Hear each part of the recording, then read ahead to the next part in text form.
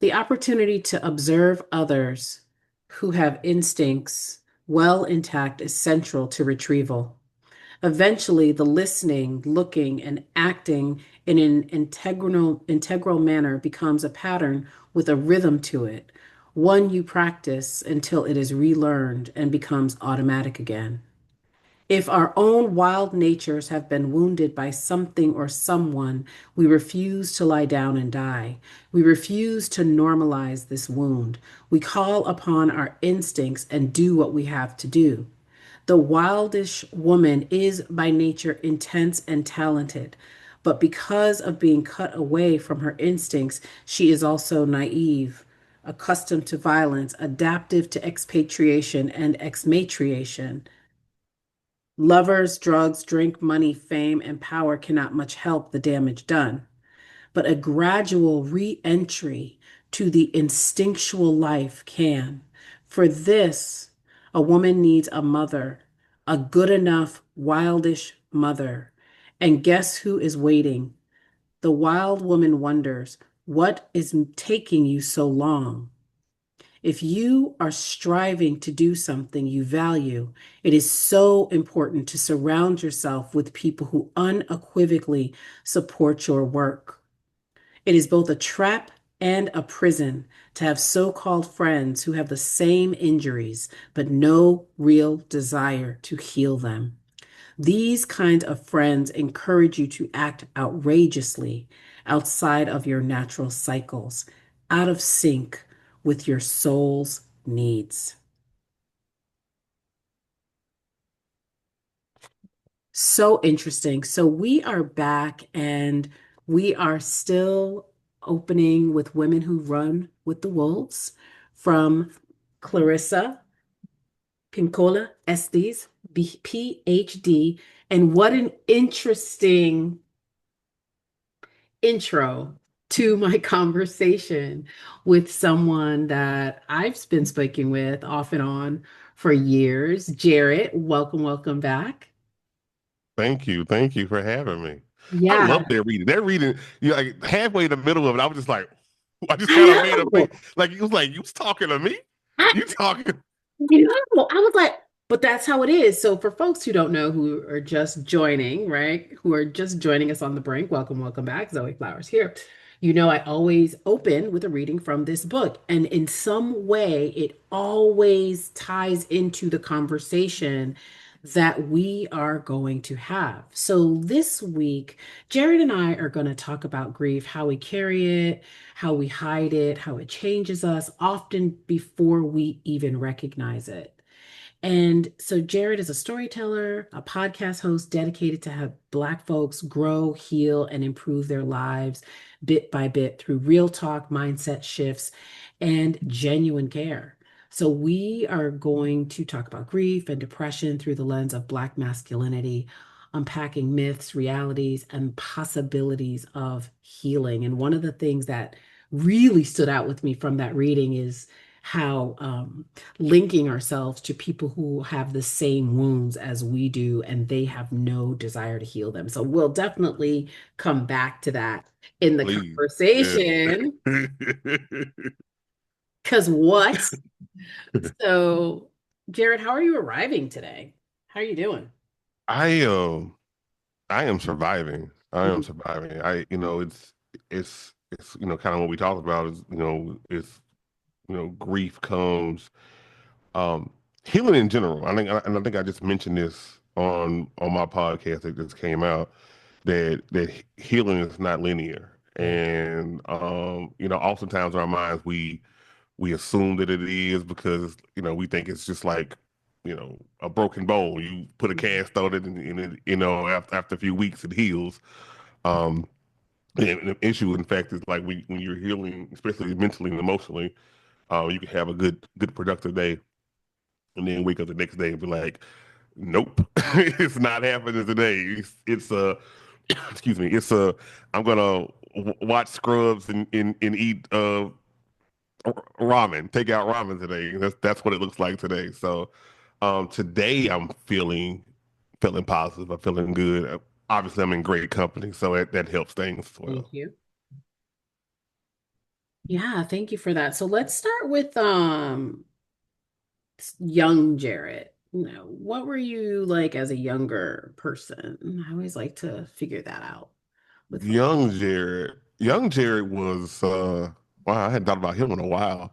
Young young Jared was energetic and imaginative and just, full of gusto. Like he just thought like whatever you decide to do, you're gonna do it and you're gonna be great at it and nothing's gonna stop you. Like I remember being 7 and I wanted to be a ninja when I grew up. That was the that's what I decided I was gonna do in my life. I'm like, I'm gonna be a ninja.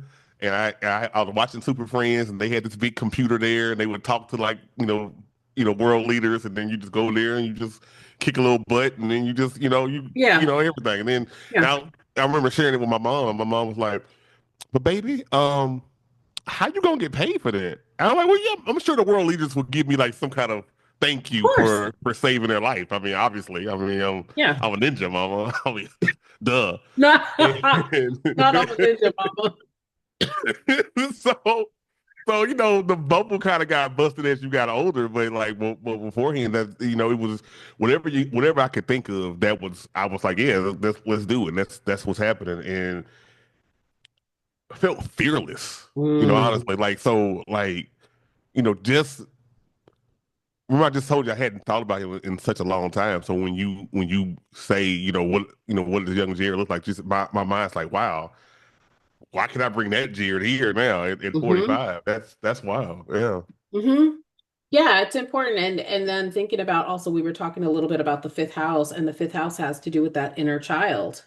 Mm. And so like revisiting some of that, like that young Jared energy could be an interesting exploration. Yeah, I gotta do that. I Yeah. gotta tap into that for real. Yeah, yeah. I think it's important for us to, and that's why I like with this podcast, I've started to in the last couple of episodes, starting with like who we were as young people and sort of how that starts, that fearlessness, because I definitely had that fearlessness too. I definitely felt like whatever I wanted to do, it was gonna happen. Like Right. so interesting. Do you feel like you were a magical child at all, or more like obviously you were imaginative, but were you more spiritual or magical, or what do you think? I I don't think so, but even if I was, I don't think it was truly nurtured. So there I had like little blips here and there where like for example, just knowing, I've always been a person that's been, perceptive, like where I can like look at someone or see how a situation is going and anticipate needs. And I did that a lot for my mom because she struggled with a lot of stuff, with just depression, anxiety, alcoholism, drugs. So, being there, I was able to kind of anticipate stuff like that. And I felt at times it's kind of like that now that a little empathic where just people just kind of want that energy from you and want you to talk to them and everything, but after you get off you like drained, like I'm just Yeah. like I need to lay down. And so the only really quote unquote I feel like real magical thing that kind of happened where I was just like blown away from is like it was like actually in college. Mm, um my dad's then fiance, he had a fiance then, and I had a dream that she had she had got sick and died, and I was upset. I was upset about it, and I walked around campus, and I ended up coming to my ex girlfriend's dorm, and I knocked on the door and kind of talked to her about it, and we hugged and everything, and I woke up. I'm like, okay, this is a weird dream because one, I don't even talk to her anymore. Like we're not cool at all. And two, I don't think my dad's fiance is like sick at all. Like she's in perfect health. So I'm like, this got to be some crazy, just random dream. A year later, my dad was visiting Louisiana and he had just got back on a plane and he headed back. And my grandparents they called me while I was in school. And they were like, hey, have you, I just want to let you know that Cynthia died. And I was like, oh, and she like, your dad doesn't know because he's in the middle of the flight and everything. I'm like, oh man, this is crazy. And I was just like broken up, and I started walking, and I still didn't know. I'm walking around campus, and as I walked to my ex girlfriend, at that point, it's been a year. We're cool now. So I just, so everything had passed over. So I ended up walking around. I saw her dorm. I walked to her dorm and I knocked on the door. And as I knocked on the door, like the whole dream popped into my head, and I'm like, I'm making this face stone white, like, and she's like, "What's wrong?" I'm like, "Oh my God, this happened a year ago." She was like, "What?" Blown away. I and so I'm I still get goosebumps thinking about it. Like I still get goosebumps, like unbelievable. I don't know if I've had anything that significant since. You've had like you have dreams like here and there, and like something makes feel like deja vu, Yeah. but nothing exactly like that. That was Yeah. crazy. Wow. And you go to knock on the door and As things. soon as I knock on the door, I'm like, oh, like it just everything came to me all at one time. Yeah. Yeah. Yeah. Wow. So do you think sort of as an adult now looking back, do you feel like magic or, yeah, just outside of like traditional spirituality, do you feel like that is something that is accessible to young Black boys? I mean, you do have the superheroes and there's some magicality in that. But when you think about sort of the imaginal world, do you feel like Black boys have access to that? Or is that something that's more identified with young girls? I think it's more towards young girls, not because they don't young black boys don't have the same Yeah, gifts. yeah, I think it's because of how you're nurtured and raised. yeah, And I think that plays a part. I think young black women have the ability to be nurtured in a way where they can trust their instincts and the sixth sense and a woman's intuition. All of those things have been created where young girls can lean into those things. And um I think the issue with those gifts, those magical gifts, is that unless it's like flying or big bulgy muscles or something like that with guys, it's like it's almost to the point where it's more looked at as it's as sensitive and yeah. not masculine, That's even right. though there's no qualification on that. But you kind of are pushed to the point where you have to toughen up, or you have to learn, or just be a man, or all the type of toxic masculinity. I think the advantage is who raised you, and how nurturing were the individuals. Do they actually care about a magical background? Or are they open to things? Because Hmm. some of us are very closed-minded. Yeah. Some of us are That very was the closed-minded. conversation before the conversation. Yeah, So, yeah, yeah, yeah. So yeah. so I think that all plays a part. For me, um, my I was raised by my mom, and my grandma mostly. My dad was outside of the house by 84. So by one time I was 4 years old. So I, my they were not open to that, but I could get away with things because I lived with my mom and my grandma. So I I'm able to have a Cabbage Patch doll without being mocked. Or I'm able to Wow. hang out with my girl cousins, and I put a t-shirt on my head to pretend like I'm one of them, like, and Wow. without me looking a little strange. Well, my uncles looked at me a little strange, but they let me slide with it because we was having Wow. fun. But I Yeah. had I had those days where I wasn't as beaten down, but Yeah. also it hurt during adolescence because I'm this sensitive guy and everything, and now you're like, I'm not working on cars or grunting or like, yeah, all the typical male stuff that was going on during the middle school years. So that was a struggle for me, and it clearly impacted my self-esteem. Mm. Do you feel like that's sort of where, because we do get messages, right? We do get Mhm. messages at a very young age, like this is what's acceptable, this is what's not acceptable. You're allowed to be in this club, you're not allowed to be in that club. Do you feel like there was a grief in that? if you think about it now? Like, where do you Oh feel like yeah. grief crept in? Yeah, yeah, like not being accepted. I was I still at this age, at this grown age, I think I sometimes like go back to being that 6 year old or 8 year old or 12 year old in middle school, in those times where I just felt um inadequate. I felt like, just like I'm like this big freak that people are looking and like, why are you here? And especially in, as a natural introvert, well, I'm probably like in the middle, like, Okay. so but like when in social situations, I definitely lean more towards the introvert side. So there's been times where it's like conferences and or little, mixers or anniversary parties. And I'm just holding my drink and I'm sitting in the corner like I'm back in middle school watching Tiffany Walker dance with, my big crush dance with this guy who was a basketball player, while Whitney Houston's "I Always Love You" was playing. And I'm just like, I'm not crying, you're crying. So,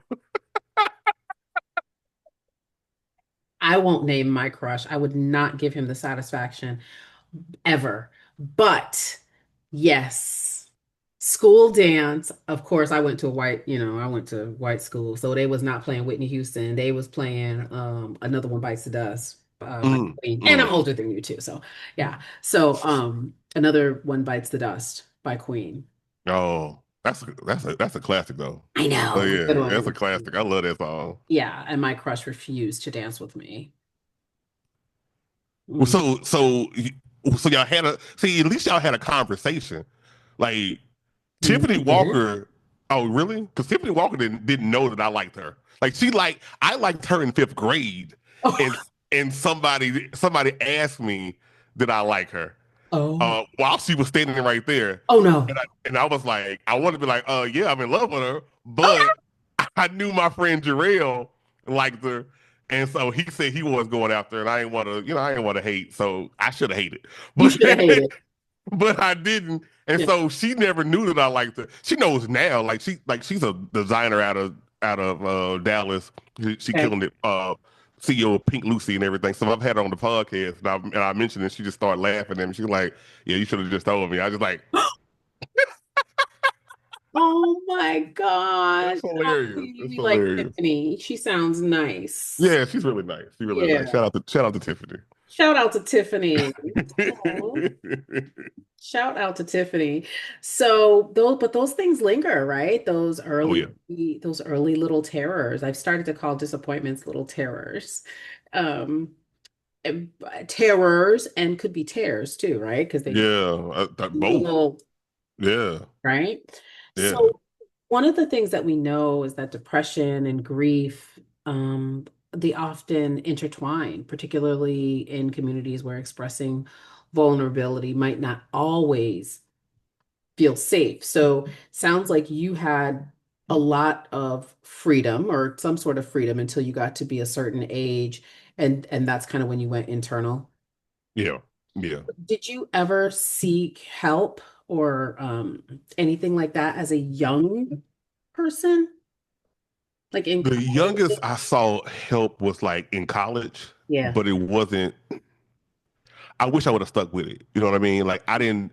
I wish I knew enough about it, and I think that's where the disadvantages of we had of my parents. My mom, my grandma, even my dad when while I was there, didn't really have the foresight to know anything about depression or anxiety. So, Yeah. but in college, in my second semester, I guess I'm taking on so much emotion and everything. I'm just crying uncontrollably. Like I can't even hold it in and just random.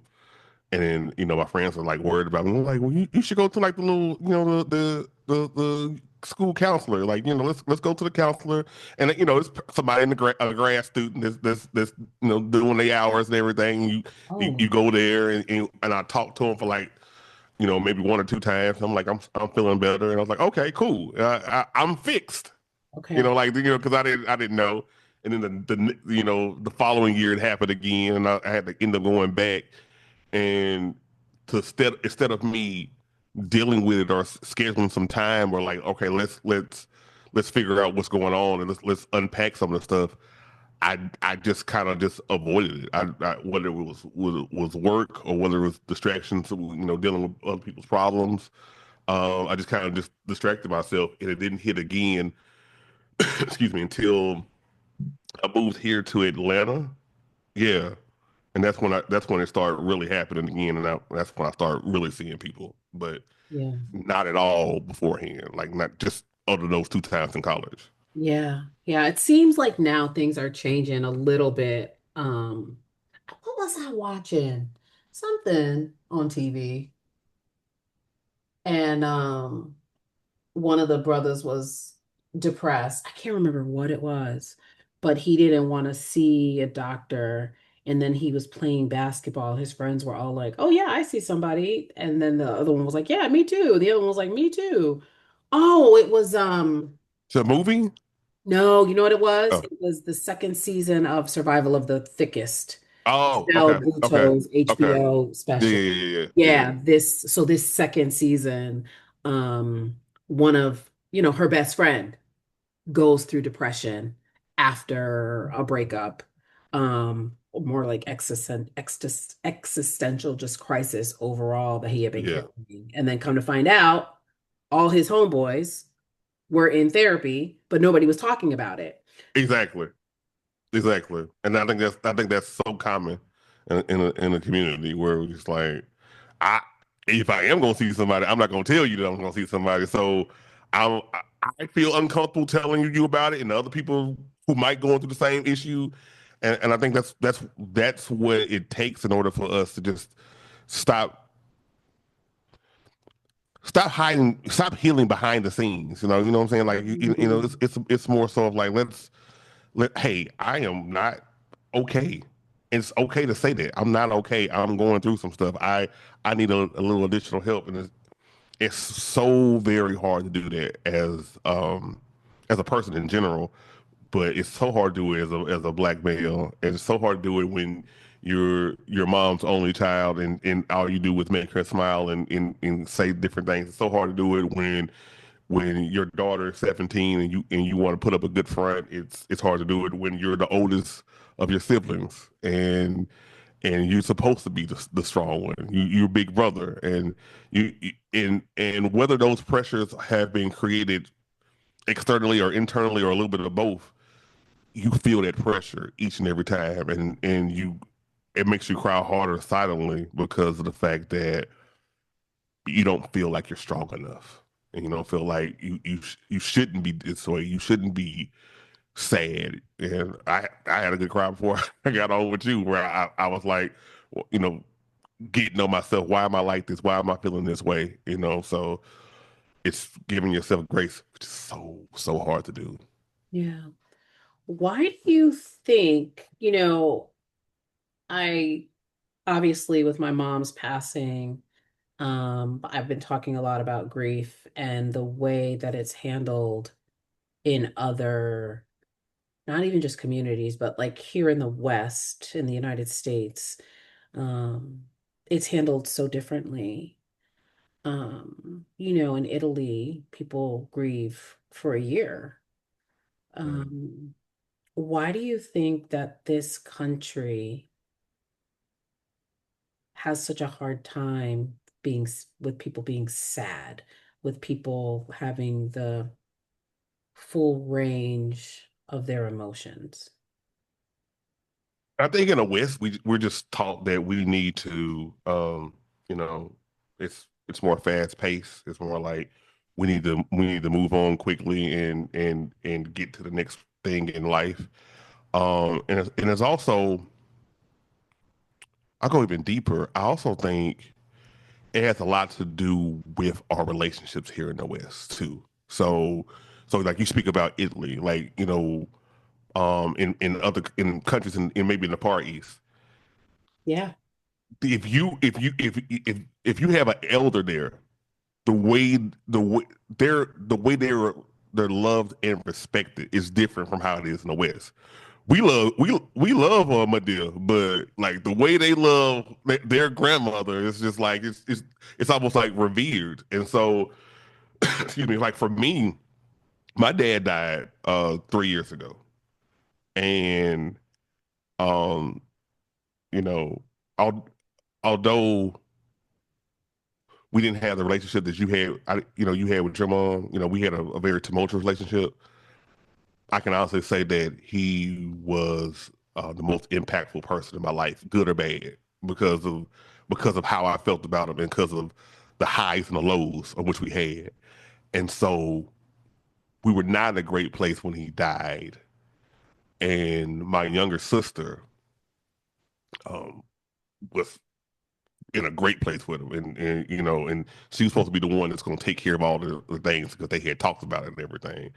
And I remember a year before that we had a dinner, and that was mentioned at the dinner, and I'm looking like she ain't gonna be the one to talk about it. She ain't gonna be the one to do it. I'm gonna have to sit there and step up and do it because of the emotional connection that they Yeah. had.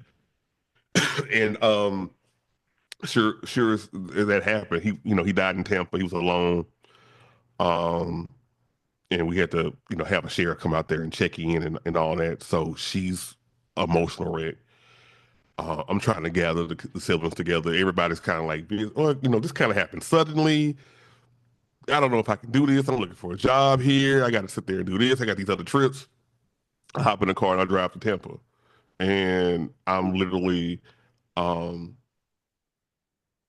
cleaning blood off the floor, and trying to get everything straight and doing all this other stuff. And it got to the point where one of my uncles came to help. And it's not like I'm just getting on my siblings. I mean, we all handle grief differently, but I felt like that was the responsible thing that I had to do as an older one. And for me, I remember driving down there and being so angry that I was feeling emotion. Like I literally, it was so weird. So because I wanted to honor him, Yeah. and I'm driving down there, and so like I'm thinking about him, so I'm playing music that resonated with us. Like there was times we he was a big Lionel Richie fan, so Okay. I'm listening to Lionel Richie, and I'm Okay. fighting tears like stop, and I'm pounding myself in the chest because I'm mad. I'm so angry at myself for having these tears coming down. You are not allowed to feel grief. You're not allowed to feel grief because you didn't have that relationship with him. Siobhan did. Siobhan can cry all day. You don't deserve to feel that grief. So I'm listening to Lionel Richie. I'm listening to um Notorious B.I.G. because I put him on to a couple of Biggie songs. So I'm listening to these songs, and I'm reminiscing, I'm smiling, but I'm angry. So it's a whole multitude of emotions going on. I'm speeding because I'm so angry. I get stopped by the police. It's a whole ordeal just driving from Atlanta to Tampa Sure. because I refuse to acknowledge these emotions because I feel like I'm not deserving to feel that grief. And I think that's going back to your question, because I feel like I went a long way around. But going back to your question, I think that's what the Western society is. It's like, okay, we need to move on. Like you get 3 days of bereavement. And it's only if it's your mom, dad, grandma, or grandpa. If it's your uncle, sorry. You know what I mean? And then I'm going one step above. Nobody at work knows that my dad died. The only reason why people knew is that some people who I was actually Facebook friends with, when my sisters tagged the memorial, they tagged me and they saw it there. Nobody knew. I was still working from home on my computer working while I'm packing my dad's stuff up. I refuse to tell anybody because not only did I have to be strong for my sisters, not only did I have to be strong for myself because I didn't deserve to feel grief, but now you only got 3 days of bereavement, and I got so annoyed with people. I remember getting annoyed with people when they would send an email to work saying, yeah, my dad died, and so here is here is my cash app if you want to sit there and donate some stuff and everything. And I'm just like, like Western mentality here, like you just suck it up and you just deal with it. And so that's what I was doing. And I'm crying and no one knew. And I'm struggling. And that's the West. That's that's America for you. That's how it's so much different from the rest of the world. Yeah. Yeah. Because I mean, it's just so much there that you said, and the fact that, you have to quantify the kind of relationship you had, um, in order for you to be able to grieve. Like you didn't deserve to grieve just as much as other people in your family because of the relationship. And sometimes we're grieving the relationship we didn't have, Yeah, you know? yeah. And correction, my mother and I had a very tumultuous relationship Oh, right up until, trust and believe, she was cursing me out in the hospice. damn. Then you get it. Then you you get it. You Do get I it. keep the days that I was sitting in the parking lot of the hospice crying to my therapist and to my sister about how mean my mom was being to me while she was in Yeah, hospice, yeah, just yeah. straight up ignoring me. And then other people would walk in the room and she would talk to them. Oh, yeah. I That mean, was hard. it's That's hard. hard. Are you kidding? That's hard Are you kidding? because because I would watch my dad put on that charm for people. You know what I mean? Like I would watch him put on that charm and just be like, hey, how you? They're like, why you sitting there talk? Why do you talk shit about your dad? He's a great guy. I'm just like, yeah, Yeah. the same guy that like 2 years back when I was like suicidal and I was at my grandfather's funeral and I'm going through it and my aunts are like, talk to your son. Talk to your son. And he's like, come on, son. Like, Oh come on, yeah, son. for sure. Oh yes. Yeah. I think that, I mean, as a and also extremely sensitive, artistic, perceptive child, I think that's hard for our parents who also did not have the benefit of grace or sensitivity or probably patience. They too had to just like go along and suck it up and keep it moving and all those things. So to deal with like very sensitive children, I think was probably a challenge. Yeah. And it was also his upbringing. He didn't have the Yeah, best upbringing either. You know what I exactly. mean? And so that just kind of cycles through. It just cycles through. It cycles through. And it's like, even though we can, because we've had the benefit that they didn't have, therapy, self-reflection, all those things, is we can intellectualize it, but it still hurts as children. Yeah, Yeah. yeah. Yeah. And he was an Aquarius man, so that Yeah. Oh, yeah, oh, well. I mean, say no more. Say no more. And my mother was an Aries, and my father was a oh, Leo. oh, okay, And here I okay. am, the Libra in between, like literally Oh the man, piece. yeah, Yeah. Yeah. Aquarius, man. Yeah. I've dated. yeah, Yeah. Say no more. yeah. Hmm. Not great. Yeah. Yeah. So how do you feel now, 3 years later, as you sort of look back at that time?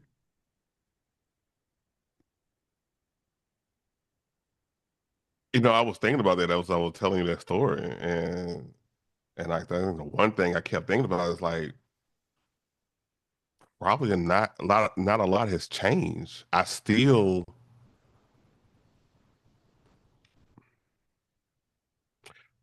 feel really guilty for grieving them, like still. Mm, And like growing up, my dad was like he's my hero. Like like we'd watch wrestling together. Like yeah. so I didn't get back. I had kind of fell off from wrestling for a little while until like after he died. That's why I came back, kind of almost like to honor him because he was still watching it. But it was just like we would watch wrestling together. We would play and body slam and play basketball and sing songs and come all these little things that we would come up with, and then it just you know got older, and I had a daughter, and I saw what he was doing with his daughters, and I was just like, dude, I have a daughter. How can you do this? and so that relationship just got so muddled. Okay. Gotcha. And for me, it's like, am I allowed to sit there? I'm allowed to think about the good times, but am I allowed to miss him because of the relationship we had? So I've let my guard down a lot, um, because I used to be so angry. Yeah. Like like my like people were like, "Oh, you look just like your daddy." I do not look like my dad. Like I was like, and now I get it. And I just kind of smirk. I'm just like, because he's not here. But I don't have. I don't know if I have the right. I want to have the right. I want to allow myself to sit there and do it, but so much time had passed. But I do miss him. There are times where things come up. And I remember um, during his memorial, I made this video, this collection of all the photos with him and people in his life and us and the kids, and everything like that. And I put it to this Lionel Richie song, which my friend called the saddest song ever created. It was a Lionel Richie song called Goodbye. And it clearly made everybody cry then, but I swear, like about 3 weeks ago, of scrolling my phone and I found the video and I just stopped, just watched it for 2 minutes. And I'm like with my hand in my my head in my hand, just like, and then getting a little teary eyed. I'm just like, so I want to grieve, I want to miss him, and I would love for him to see that my daughter's 17 and who she is as a person, and just who I am as an individual, as a man now. But um I just struggle with feeling like I have that right. Yeah. Yeah. Well, he's your father, so you have the right, Yeah. regardless of the relationship. I think that goes back to that fifth house. I think that goes back to that inner child, Yeah. that young Jared that we started this conversation with. Like, he has a right to grieve. Young Jared has a right to grieve what was taken from him. Yeah. Young Jerry definitely misses his dad. Of course. Yeah. Hmm. Yeah. So what do you think or what are some sort of practical ways that you would have liked to have been supported by other men? Or, yeah, we'll start there first. Like, what are some practical ways? Maybe what are some practical ways if you've been supported by other Black men? um it was surprise I don't think it will surprise you that I don't have a whole lot of male friends. Hmm. But the ones I do have, they Yeah, are they are A1. yeah, They're more like brothers. yeah. And it's like my three of us little college group. We call ourselves the Pro Stars, Okay. named after the '90s cartoon. And my friend Garen, in particular, my daughter's godfather, he had just lost, and this is another thing about it. It kind of ties on what we were talking about. He Yeah. had just lost his dad maybe about 3 or 4 weeks ago. Oh, wow. None of us knew about it because he didn't mention it at all. Wait, None of us knew about it. 3 weeks ago from today? No, 3 weeks ago from when I lost my dad. None of us knew about it. He just kind of halfway mentioned it when he was there and kind of just showed up and was just there for the family. And and not just for me. Because Brooklyn's there, so he's there for Brooklyn. He's there for my sisters. Like he was camped out there. Like he spent the night in my sister's house because he was with us the entire day for the memorial Oh service. He was my like asking what we needed. We didn't even know, in the times we reached out to him to be like, "What do you need something? What do you want?" He's like, I'm good. Like he didn't want to talk about it, and I think it was beneficial for both of us because he needed people um because he's a cancer man. He's cancer. Oh. Talk about this big three. Cancer sun, Pisces moon, Oh, Lord. Cancer rising.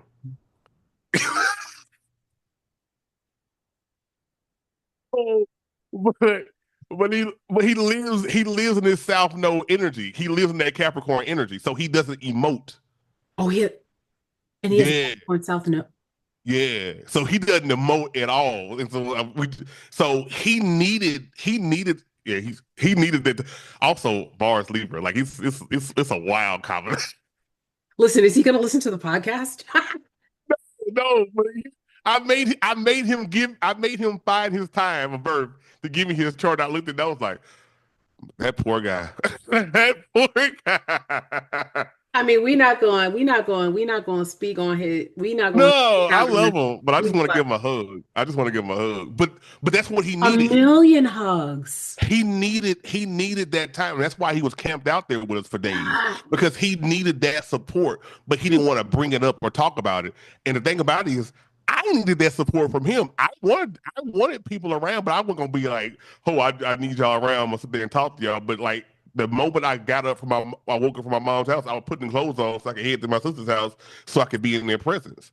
Wait. And that's what you needed. You just needed the presence and just somebody just to be there for you without you having to ask for it. And Oh, nothing in particular, but just that presence, that support helped a lot. And then we could sit there and talk about old times, and we made a playlist of Dad's favorite songs, and we just sit there and talk about random things and just kind of giggled, and that was needed. Yeah, that Cancer Pisces Cancer. I see you still. That's a lot. That's a lot. yes. Yes. Yes. You're right. I'm not going to say nothing else. But, if he ever wants any type of spiritual I'm conversation, send him. I'm gonna push him in your direction. I definitely will. So, but you didn't want to ask for it, which No, no, no. makes sense. Some of us are just like that. We just don't want to ask. Yeah. But do you not ask because you're trained that you're supposed to be strong, or do you not ask because you fear that your needs will not be met? Yes. I think To both. yeah, you got them both right. I think I am trained to do that. I feel like I have been trained to do that, but I think more so for me as an individual, I think it's more so about I'm I'm not gonna get what I want. Like the way I will even now in the struggles I've had recently, I could I could be completely broke, have no food in the house and everything. Jerry, you need anything? No, fine. I am great because if I say yes, I need something. Oh well, I'm not gonna be on that side of town, so next time. Oh, okay. And I literally let my guard down enough where I was going to count on you, and I think it might be more so of a control issue. Dad not being there for a while, my mom being on drugs, all of that stuff. So clearly, that's a control issue from my past. But I don't want to let my guard down and be disappointed because that hurts worse than you just not doing something for me. Yeah. Yeah. So how do you feel that, or do you feel that other Black men or the Black men in your circle can support you in that? How do you feel they can support you in that?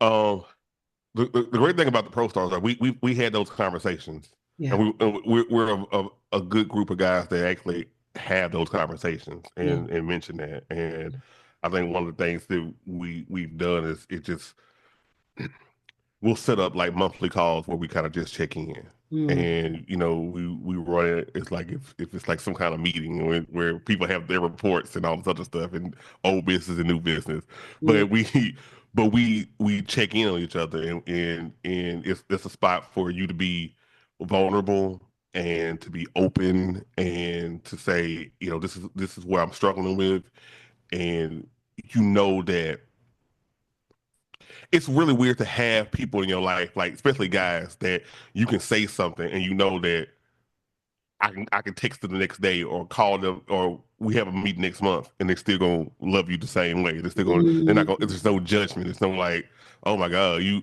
were crying about this. So like I might have an episode where I'm sitting there, struggling with stuff and I'm mentioning it, and then another member might have had that same issue, but it comes in waves in like different parts of the year. yeah, But no one's going to judge because we've all been there. yeah, And I think it's a matter of, you know, being able to have an open forum where you can talk about it, where you can have a space. You may not be able to formulate the words. I had a podcast guest named Dominic Lawson who mentioned this, that a lot of when it comes to women, they and if you equate it to colors, they have that whole 64 crayon pack. mhm, Where guys may only have that 8 pack, so we don't know every bit of emotion that we're having. We don't know how to just really describe it. What might be plum in that 64 pack, we just like, oh, I thought that was just purple. So we don't necessarily know for sure, which one is which.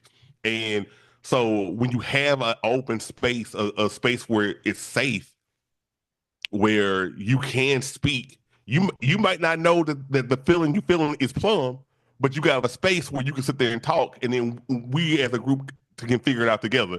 Is it purple? No. Is it taupe? Is it and we can kind of go from there to figure that out. So I think that space creates a lot of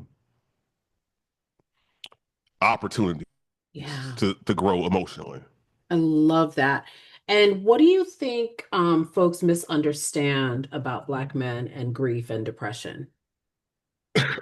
That we don't go through it, that we hide because we're trying to hide it, and Yeah, we're not open enough to sit there and just cry in front of you or emote in front of you, that we're being a hard ass, and we're we're okay. Nothing bothers them yeah, emotionally. Like I yeah. think that's the thing. Men have emotions, you know. Probably could. I could argue we are more emotional More and more than women emotional. because we don't display it, so we internalize it all. So when it does come out, it comes all the way out like a flash flood. You know what I Yeah, mean? So yeah. I think you can't argue the fact that men are emotional, No, but it's the misconception that we're not. yeah. That's And yeah, and it's yeah, open, and as I am, where I'm sitting there talking about feelings and emotions. yeah, I I, I won't emote. And I will say it. Like I will have a breakup with somebody, and like, and I'll tell them before, like prior to a breakup, hey, if we have a breakup, I'm gonna act like nothing is wrong with me. I'm just letting you know. You're gonna be upset because you're gonna think that like Jared didn't really care about you. I'm just not gonna act like that because I can't. And so when it happens, it's like he didn't even care. He not emotional at all. And I'm just like, like just kind of going through my day because we don't feel like we got that space to do it. right. Because as you said, you don't have access to all of the colors in the crayon box. Right. Hmm. Well, what y'all gonna do about that? Listen to this podcast and open up. I mean, it takes kind of getting rid of toxic masculinity things that you've grown up with. Mm. It takes being a more open individual, and this is why I thank the universe for my daughter, because when my co-parent was pregnant, I wanted a son. I just wanted a son so I could wrestle with. If he act up, I could pop him in the chest, be like, "Rrr," And that's what I wanted. And when that doctor said you having a girl, I was like, but what am I doing with a girl? And Brooklyn being here is one of the best things that happened to me because I'm able to open up. I'm able to share emotions now. Like for her to be a daddy's girl at 17, that we spent 2 days on the 2 nights ago we were on the phone and she was just telling me about her friend group and the pool parties and what she was wearing and this and that. And I'm just like, okay. And she's like, you remember Grace? And I'm like, oh, Grace, she came back. And so we're having we're having these conversations. I would not be this person if it wasn't for her. And I think as men, we got to take advantage of those relationships that we have and not just compartmentalize them into that being a relationship, spread that out and expand that to all walks of all our relationships. Um, I've Yeah. never felt more comfortable in my skin right now than I have in my entire life. And I've told you about my struggles with my self-esteem and imposter syndrome. I'm saying in air quotes. I say air quotes. I I said air know. Thank quotes. you for the air quotes. I appreciate it. But I've never felt comfortable in my own skin, which says a lot because I am able to sit there and emote the way I want to emote. If I'm sad, I'm sad. I'm gonna say it. If I'm mad, I'm angry. If I don't feel anything, I don't feel anything. I don't lock myself into that narrow scope of Yeah. male emotions. And Yes. I'm not gonna tell you my crayon box is 64 colors, Yes. but it's more than eight. I'll say I'm about 16, Yeah. 32, something I like that. love it. 24 colors. That's I what I love have. it. I love it. I love it. And what I really hope that people hear and understand too is that you have a group of men that you're like finding those colors with. Like you're not extracting from women, like Yeah, right to get those emotional needs met because yeah. it just doesn't work over Yeah, time. you can't just rely on, and I did it for like a long period of time. I just Yeah. I just relied on Yeah. women Yeah. because it's all I knew. Like Yeah. I couldn't That's emote to my dad, yeah. you know.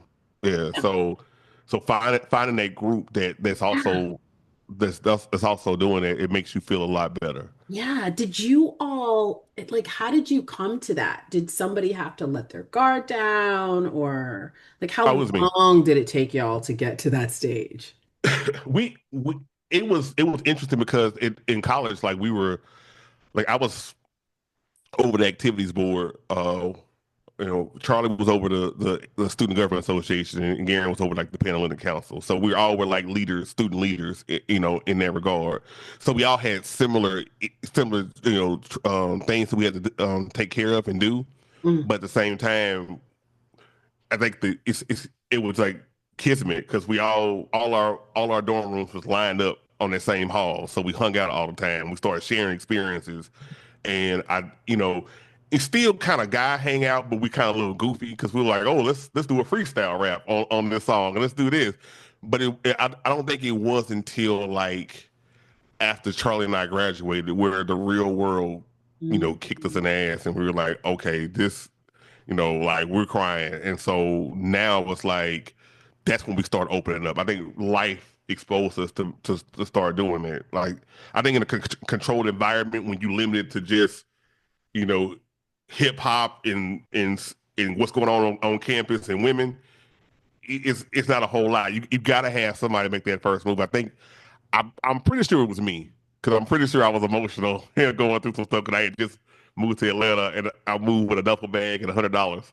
So I was struggling with life. So I'm pretty sure I was the first one to emote, and I'm pretty sure that I'm the one that emotes the most out of the three of us.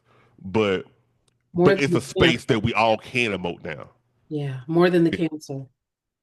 more than the The cancer. Cancer Pisces. The cancer, Pisces cancer. Yeah, I emote way more than him.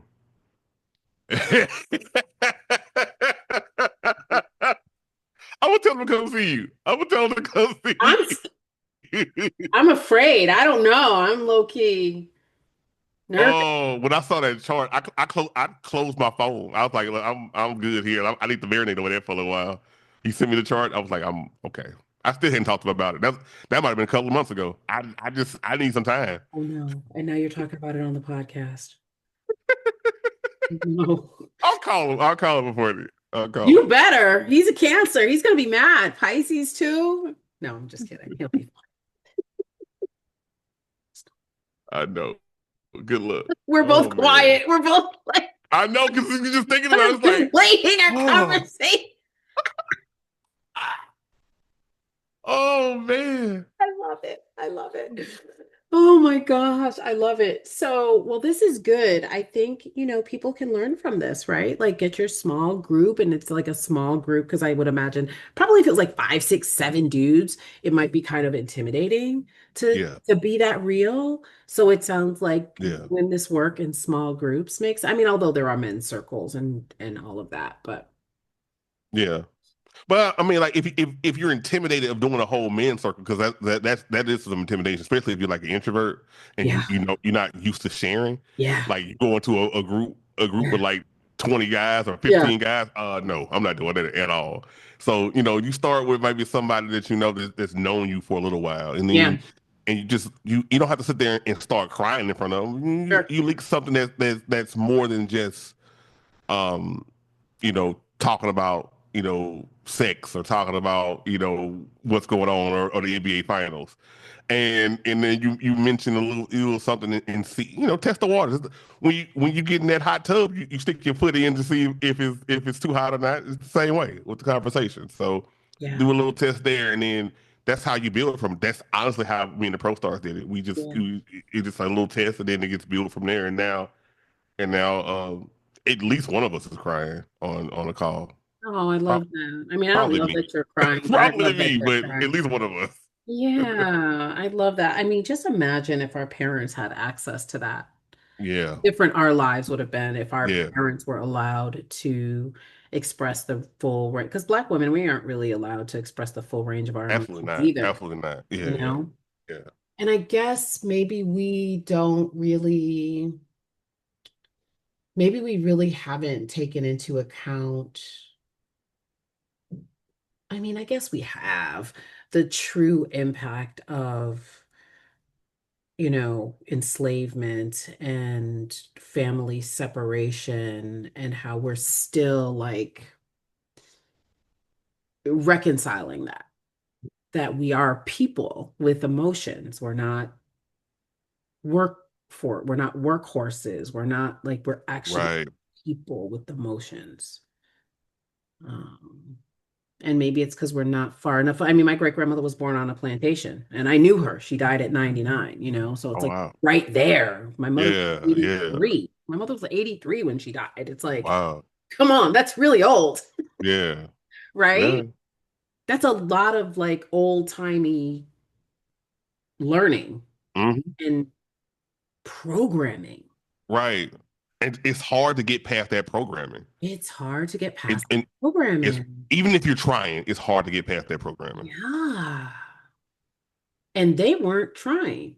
No. They were They were surviving. locked in. Like whatever it is, this is what life is. What Yeah. do you mean change? What do you mean Yeah. think outside the box? This is what life is about. Yeah, we're Yeah, surviving. We're trying to like not have our house burned down. We're trying to like not have our yeah, burn in a church.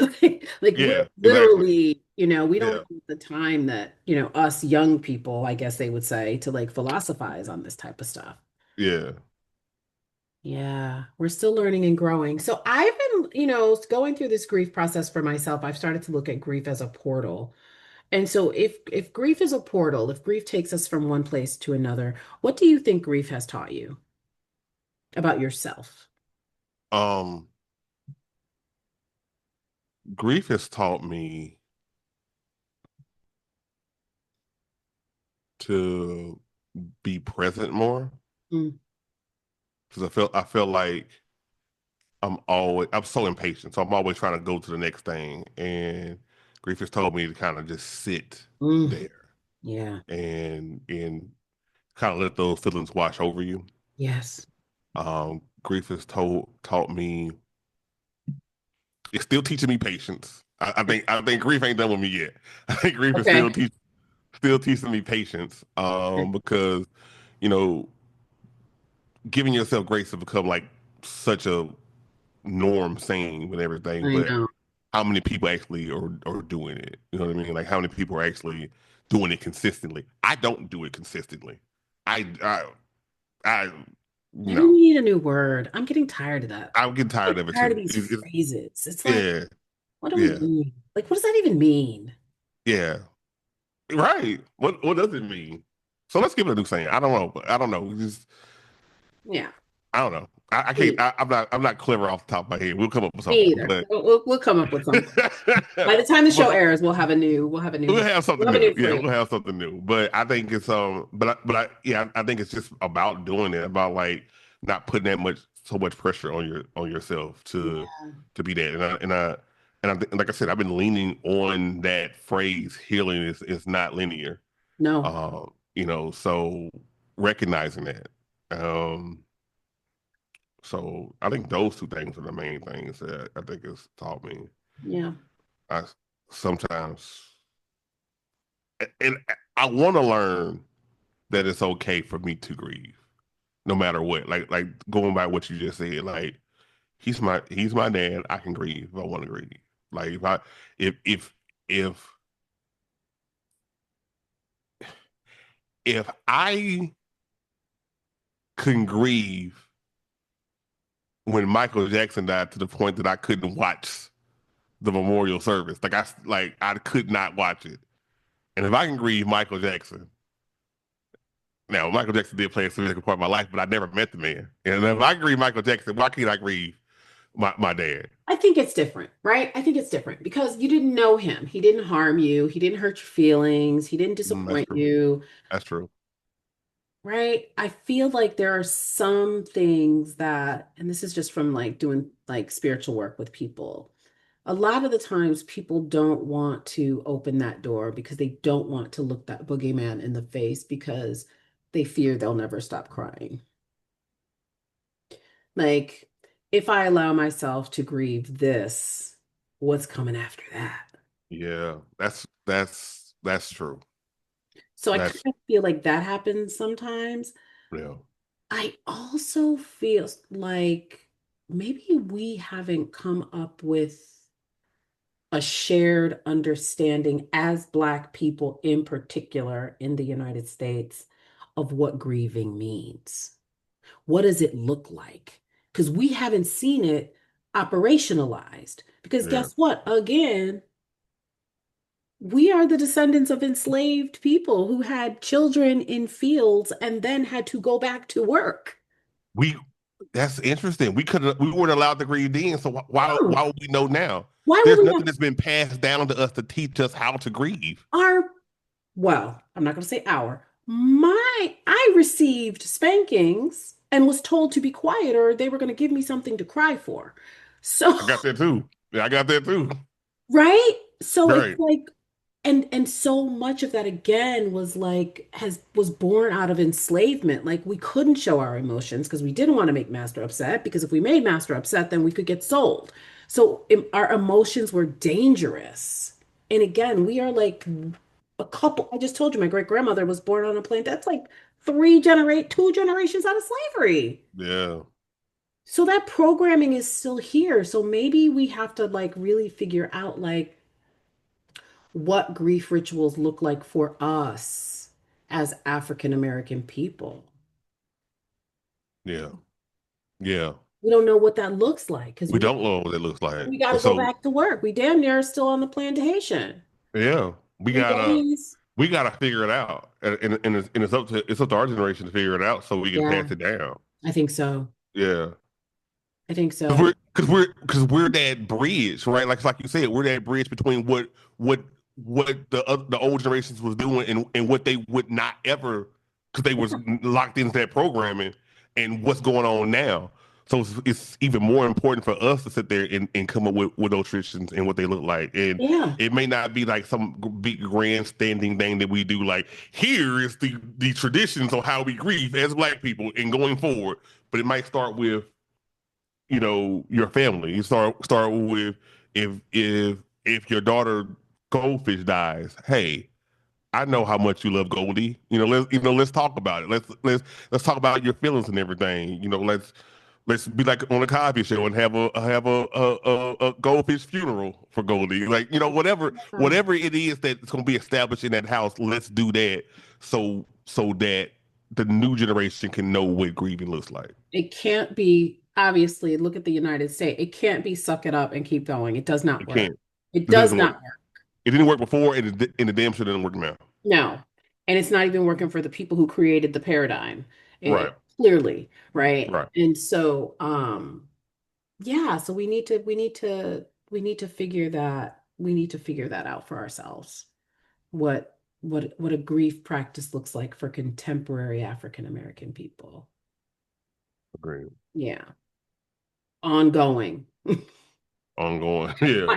My friend was in Bali and she said that an elder had died and the whole community, and I can't remember how long, maybe it was a week, maybe it was 2 weeks, or maybe it was a month, I think. It was a long time by like our standards.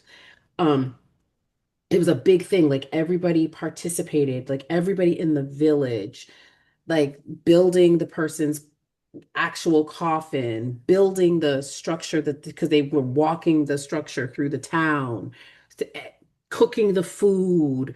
Like it was like a big thing celebrating this person's life.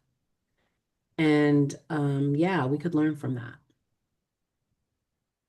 We could learn from I that. like that. I Yeah. like that concept. Yeah, I and love that. because I think the other thing is like you talked about Michael Mhm. Jackson's funeral, like Biggie's funeral, Whitney, like why they the only ones that get to be put on horses and taken through the streets? Right. Now New Right. Orleans does it right. New Orleans, Yeah, the one does do it right. they maintain some of those practices.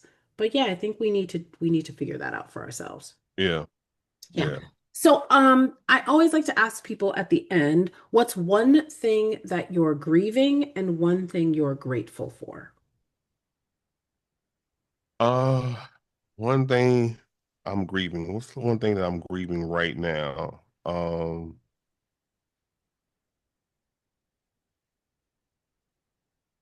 I think I'm grieving.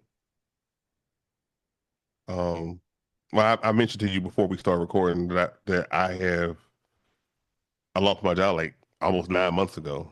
So Mhm. I don't want to say that I'm grieving a job necessarily, Why not? but but I think more so I'm grieving the um consistent in the dependent income Okay. for me to be able to do what I want to do. Yes. So I think what that job provided me was a means to still continue the podcast, still continue to reach people, interact with people, and it's in the last 9 months it's been hard to do that um, because I'm so worried about the next day and the next meal, these bills coming up. So it's almost made me feel disingenuous about the type of energy that I'm giving to people to be 1% better every day. Because I don't know if I don't know if I'm being 1% better every day. So I'm grieving that because Okay. it's not allowing me to be the full version of Jared that I want to be, have that full gamut of all my superpowers, if you will. Okay. Okay. Um, the one thing that I'm grateful for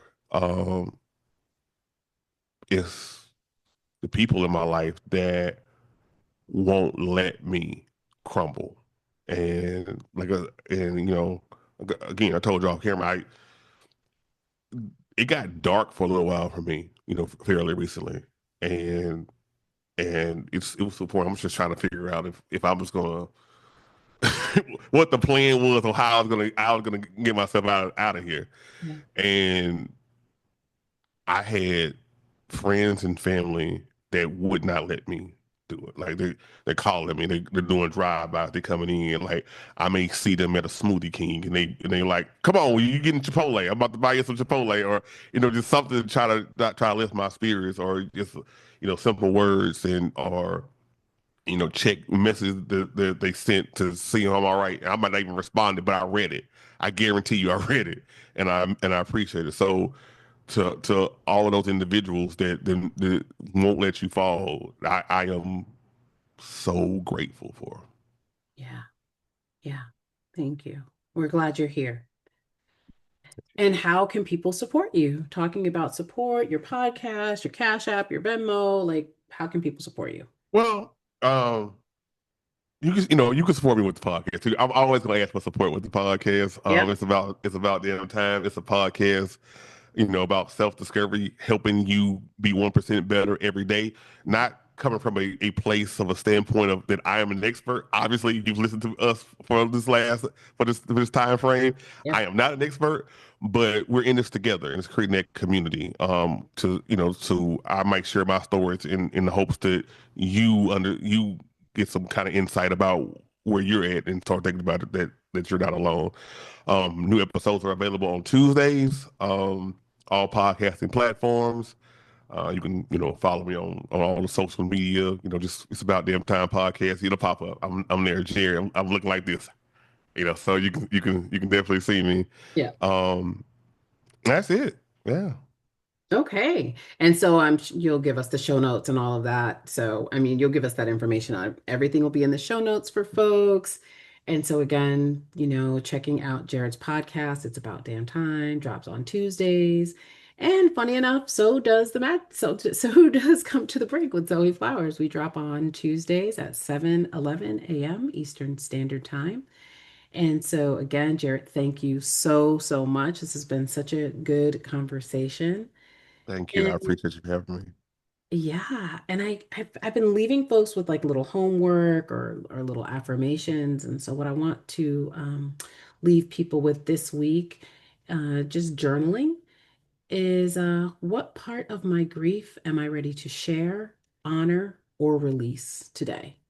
What part of my grief am I ready to share, honor, or release today? All right. And as always, if something moved you, feel free to reach out to me because, as I always say, none of us should stand on the brink alone. I am Zoe Flowers, and I will see you all soon.